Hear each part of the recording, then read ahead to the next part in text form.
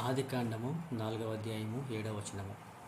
మంచి పనులు చేసినచో తల ఎత్తుకొని తిరగగలవు, చెడు పని చేసినచో పాపం వచ్చి వాకిట పొంచియుండి నిన్ను మృంగజూచును, కానీ నీవు దానిని అణగదొక్కవలెను అని అనెను. ప్రియమైనటువంటి స్నేహితులారా, ఈ సమాజంలో ఎవరైనా చెడు పని చేస్తూ తల ఎత్తుకొని తిరగలరంటారా అంటే లేదు. ఎందుకంటే వాళ్ళ మనస్సాక్షి వాళ్ళను గద్దిస్తూనే ఉంటుంది. కానీ మంచి పనులు చేసిన వాళ్ళు ఎల్లప్పుడూ చర్చగా తలెత్తుకొని సమాజంలో హుందాగా తిరుగుతూ ఉంటారు.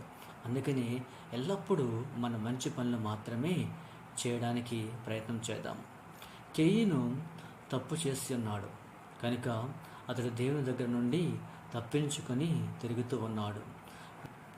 మంచివాడు అయిన తన తమ్ముడు అయినటువంటి హేబెలును అన్యాయంగా చంపి ఉన్నాడు. అందుకే తలెత్తుకొని తిరగలేకపోతూ ఉన్నాడు.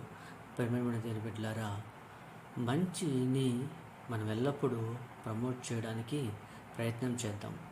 మంచిని బ్రతకనిద్దాం. అప్పుడు సమాజం అంతా బాగుంటున్నది.